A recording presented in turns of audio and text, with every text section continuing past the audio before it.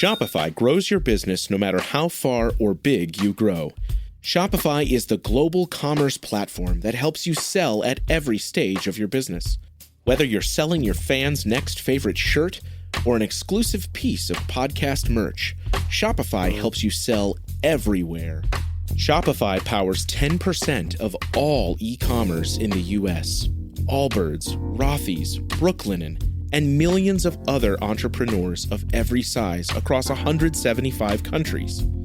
Plus, Shopify's award-winning help is there to support your success every step of the way.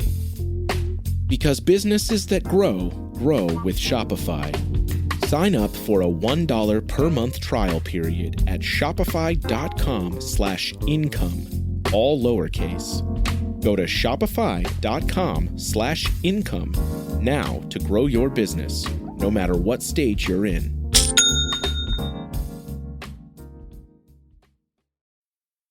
Welcome to The Planted Runner. I'm Coach Claire Bartholic. In 1982, Helen Gurley Brown, the then editor of Cosmopolitan magazine, came out with the book Having It All. In it, she claimed that the modern woman could have both a family and a high-paying career, just like a man. At the time, the idea of having it all seemed like a natural progression of the women's equality movement, something worth fighting for. Today, having it all can seem like an unreachable bar that just sets us up for failure. Instead of uplifting women and changing society, the pressure to be good at everything can feel overwhelming and impossible.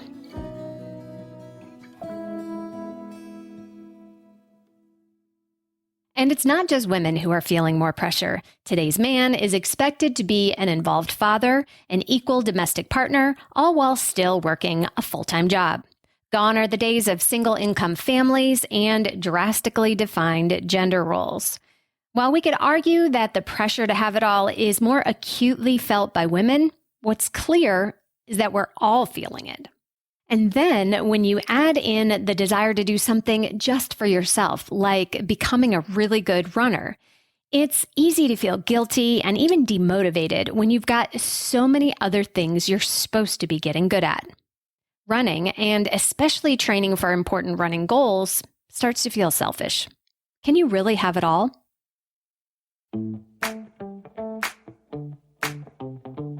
Welcome to The Planted Runner. I'm Coach Claire Bartholic, and my mission is to help you improve your running, your mindset, and your life with science-backed training and plant-based nutrition. On today's episode, I'd like to address the challenges that go along with training to be as good as you can at running, while also having a demanding job, a spouse, a family, and dealing with all the other responsibilities we have as adults. We'll explore how to know if it's even worth prioritizing your training with a demanding life, how to work with your partner so both your needs are met, and how to fit in your training after you have kids. Now, I know that many of you listening are already beyond the stage of having kids at home, but that doesn't mean that you don't have a busy life. Much of what I'm going to cover today will still apply. But next week, I'm going to create an episode just for you. It's all about becoming an incredibly fit runner, no matter what your age. If you're not already a subscriber of this podcast, please take a moment to hit that subscribe button now, because you're not going to want to miss that one. And as always, if you need more help running your best or want to know the basics of plant-based nutrition, go ahead and order my book, The Planted Runner, Running Your Best with Plant-Based Nutrition, wherever you get books, or request a copy from your local library. Or you can enter to win a copy for free just by writing an Apple Podcasts review. I choose a new winner every month. Don't forget to stay tuned all the way to the end of the episode for another Mental Strength Minute. Fortify your mind in 60 seconds or less. To get good at running, and I mean really good at running, you need to spend a lot of time running over a long period of time. And it's not just running. There's all those other things that you have to do, like strength and mobility work too. Then there's the time and effort spent paying attention to your nutrition, sleep, recovery, and planning your training. Of course, part of what makes running your best hard is that most of us don't have unlimited time. We have a job, maybe a spouse and kids, and lots of other responsibilities besides running. To truly be your best, or even a fraction of your best, it just takes a lot. But when the results pay off, well, there's nothing better than having done something hard really, really well. Trying to juggle everything can be pretty overwhelming, and there will always be times where you drop a ball. But there are a few techniques that can help make that circus act go a little smoother. The first place that I'd like you to start with is you. What does your training mean to you? If you love running for mainly health reasons, then it's not that difficult getting in the healthy amount of running into your week without it interfering much with the rest of your life at all. Let's call this kind of running exercising. You run for health and fitness reasons, both mental and physical. The Center for Disease Control, the Mayo Clinic, and the American Heart Association all recommend that adults get 150 minutes of moderate exercise a week at a minimum, which is 2.5 hours a week total, or about 35 minutes a day. Running is considered a vigorous activity, and they say that you only need 1 hour and 15 minutes a week, or just 11 minutes every day. You can gain even more health benefits by going up to 5 hours of moderate exercise a week, but beyond that, there's not a ton of evidence that more exercise will make you any healthier. So that is less than 45 minutes a day of brisk walking. If you're struggling to even get in the minimum amount of exercise for good health, the techniques I'm about to share will certainly help. But we're going to go beyond just running for health and fitness. We're not just exercising, we're training.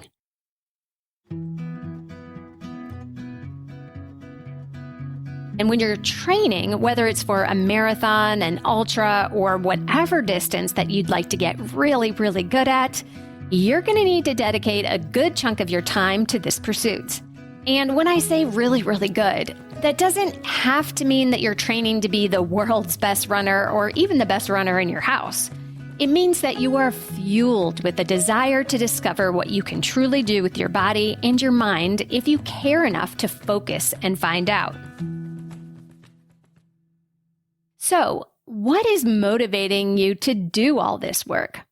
Maybe you started running for a totally different reason and you caught the bug. For me, I got serious about running in my mid-30s, trying to lose weight for my high school reunion. When I realized that I could actually be good at it, I was all in. I have what I like to call a worker spirit. I like to get things done. I like to see the results from my work and then say, hey, I did that. I don't sit still very well, and running is something that I saw results from relatively quickly once I started to get serious about it. With each new personal record, I wanted more, and I was willing to work harder for it. I'm not going to lie, it took a lot of work and time to train to eventually run a marathon under 3 hours at age 42. And there were times when it was too much, and I needed to back off. But my why was strong, and I kept at it until I did it. You might have different reasons for wanting to get better and better as a runner. Whatever it is, explore those motivations for a while. Think about them while you run. When you get back, write them down somewhere. You'll need them later. Now, if those motivations aren't immediately clear, that is okay. It could be that you're not quite fit enough to truly enjoy a good run yet, but with consistency, you'll get there. On the other end of the spectrum, you could be a runner that's run for so long that you don't even really know why you run. You're just a runner. Or you could be someone that likes the idea of running consistently. There's something holding you back. That is something that you'll want to explore before signing up for a race that requires a huge training commitment. Your motivation, or your big why, is a critical part of training to be your best. You'll have to sacrifice other things in your life to commit to training, and if you're just not that into it, it's just not that great of an idea. There are plenty of other ways in life to be happy, fulfilled, and accomplished other than dragging yourself through marathon training if it's really not your thing. But if you've got your why dialed, now it's time to talk about the how. How in the world do you carve out 5, 10, 15 hours a week, or maybe even more, to be the greatest version of yourself when you have a spouse and kids and a house and a job and elderly parents to take care of and everything else in your life? I'll go over that right after this. If you've been listening to this show for a while, you know how much I love Neurify by Previnex. And I wanted to call out something special today. Previnex runs their biggest sale of the year during Black Friday, where you can get 20% off any of their products. So whether you've been sitting on the fence wondering if you should give Neurify by Previnex a shot, or maybe you're one of the many listeners who have already taken Neurify and seen great results, this is the perfect time to stock up. Previnex's Black Friday sale will start this Friday, November 24th, and will run through the whole weekend. And as always, Previnex offers a 100% money-back guarantee, where if you don't feel actual benefits taking their products, the company will give you a full refund, no questions asked. Use code BF2023 starting this Friday to lock in 20% off at Previnex.com. That's Previnex.com and use the code BF2023.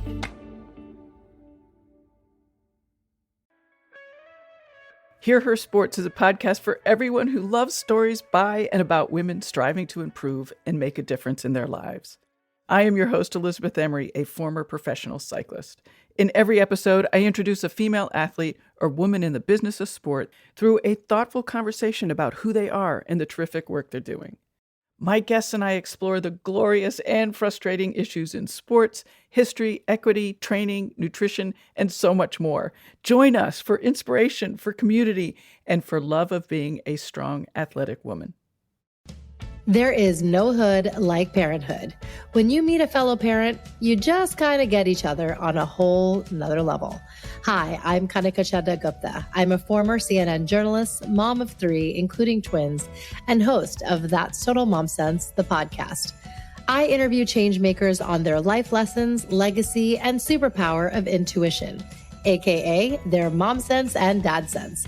I've had some pretty amazing parents on my show. Hey, what's up? I'm Kelly Rowland. Hi, this is Chelsea Clinton. It's me, Bobby Brown. Can't wait to share my story. Episodes release every Thursday. Subscribe wherever you listen to podcasts and on YouTube. Join my tribe at thatstotalmomsense.com and follow me on Instagram at Kanika Chadda Gupta. I'm thrilled to be on this journey with you. This is The Planted Runner. I'm Coach Claire Bartholic. When you have big running goals and you also have a busy life, can you really have it all? The overly simple answer is yes, with good planning. But just because it's simple doesn't make it easy. If you're single, you don't need to collaborate with anyone other than maybe your work schedule. You can choose to wake up early to run on your lunch break, or run after work. The weekends are pretty much up to you, and running long shouldn't be too challenging. When you add a spouse or a partner, things start to change. If your alarm goes off at 5 a.m. for your run and your partner isn't happy about getting woken up that early, your running has just caused an issue in your relationship. Perhaps this is a minor issue, but it's always a good idea to communicate with your partner before you inconvenience them. You can say something like, "Running early is really important to me, but I don't want to wake you up. Are you able to fall back asleep? Is there a better way that we can handle this?" Perhaps you'll find that it really doesn't bother your partner that much, or maybe you'll find a different solution, such as running after work, but there usually will have to be a compromise. The truth is that everyone living with a runner who's training hard for something is going to be a little annoyed or inconvenienced by you at some point. Would your partner be mad at you if you had to wake up that early for work? Hopefully, they would be understanding if it's for work, so why not for your running? Now, I know what some of you are saying at this point. Running's not your job, thankfully. You are nowhere near the professional level, and this is actually just a hobby. Sure, Running is awesome, and getting better at that race you're training for would be great, and running the Boston Marathon would be great, and you could really get there if you had just a little more time to train, and you know that you could do it, and man, wasn't that last race amazing, and on and on and on. If you can relate to that, then running is not your hobby, and it's not your job. It's your passion. And that is the reason why getting up at 5 in the morning is important to you. In fact, it is critical. And that's what you need to express to your partner. Hopefully, the person you fell in love with has passions too and will be understanding and supportive. Talk to your partner about their passions and ask how you can support them. It doesn't have to be completely transactional where you do this and they do that in exchange, but try to be the partner that you'd like to have. In a perfect world, when you say, honey, I don't want to wake you up at 5 a.m. when I'm going for a run, your partner will then say, hey, that's okay, babe. I want to wake up at 5 a.m. and we can go running together. And the two of you will run off into the dark together, jogging happily ever after. That is, until you have kids. Kids will add a completely new element into your life and into your running. For women, pregnancy and postpartum are major game changers to your fitness, and those topics need their own episodes.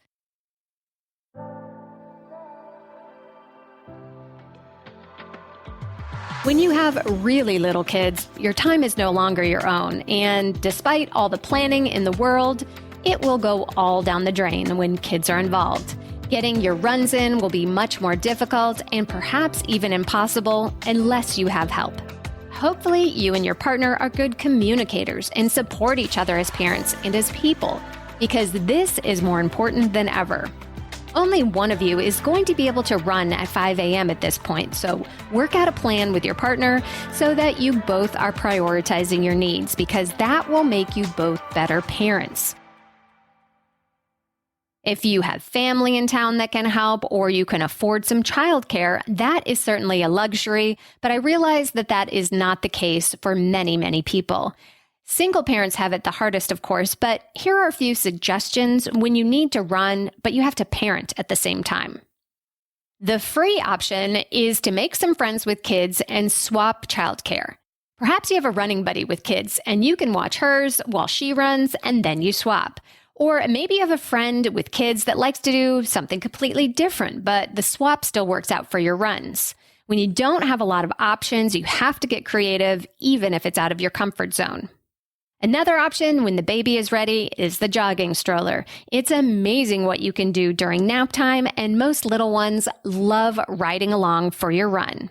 As they get older, they'll be able to scooter, bike, or rollerblade next to you for some of your runs, and it's a great way to introduce your kids to a lifetime of fitness.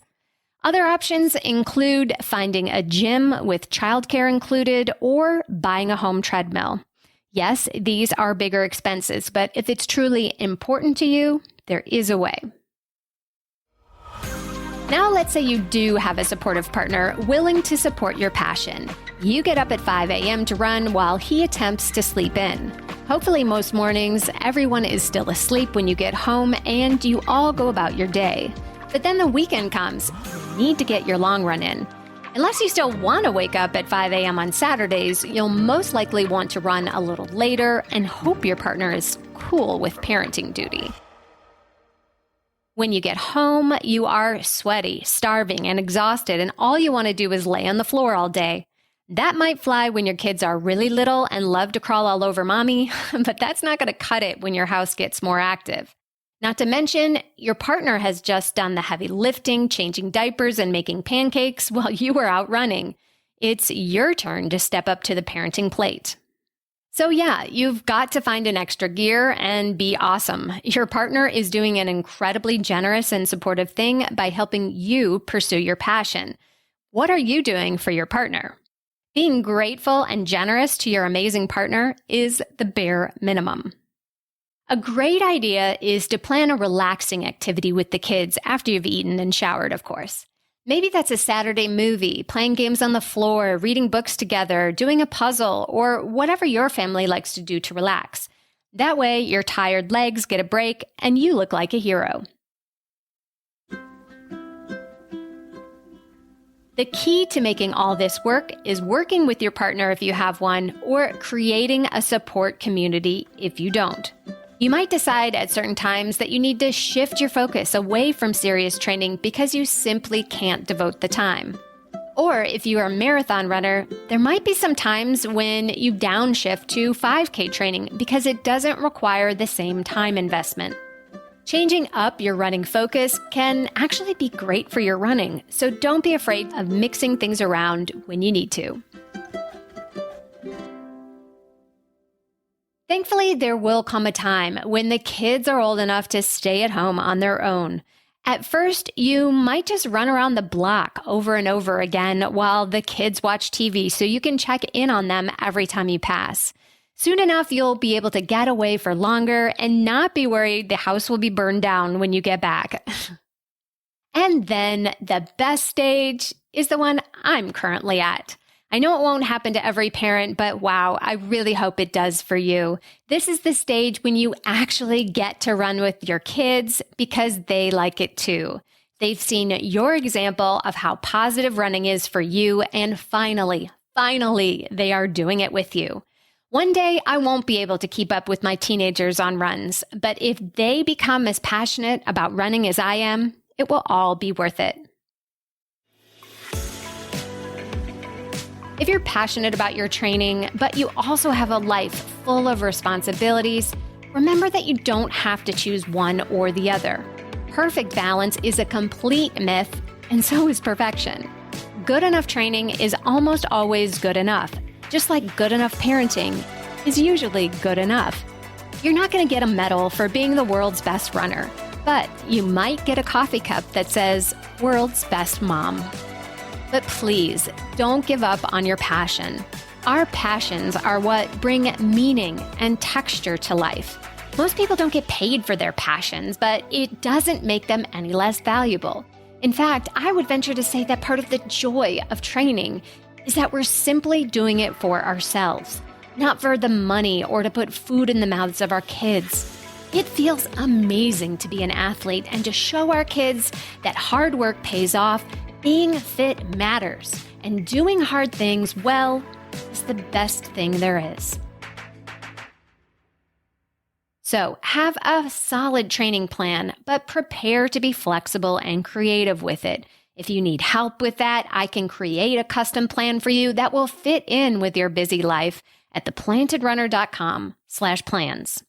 Communicate well with your partner and support system, and don't forget to be humble, grateful, and reciprocal.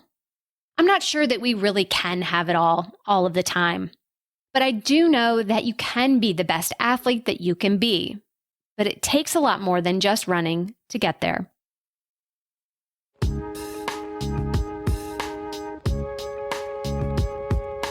And now it's time for the Mental Strength Minute. Fortify your mind in 60 seconds or less. Today's topic is good enough is good enough. As goal-oriented runners, we always want to do our best. That's a great quality that helps fuel our success. In running, being good enough consistently often matters more. Always trying to go the extra mile, literally, can lead to burnout and injury. Running faster than you should leads to overtraining and, paradoxically, improper training. But showing up every day and checking the box, nothing more, nothing less, is far more sustainable and effective. So aim for good enough on your run today and every day, and you might be surprised at how great you become.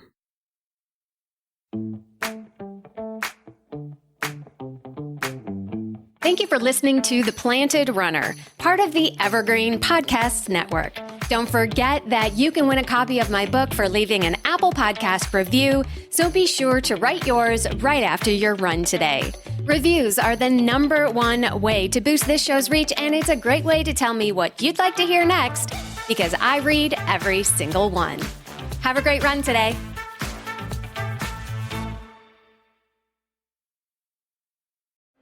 Sports stars. They're like superheroes. But they're actually real.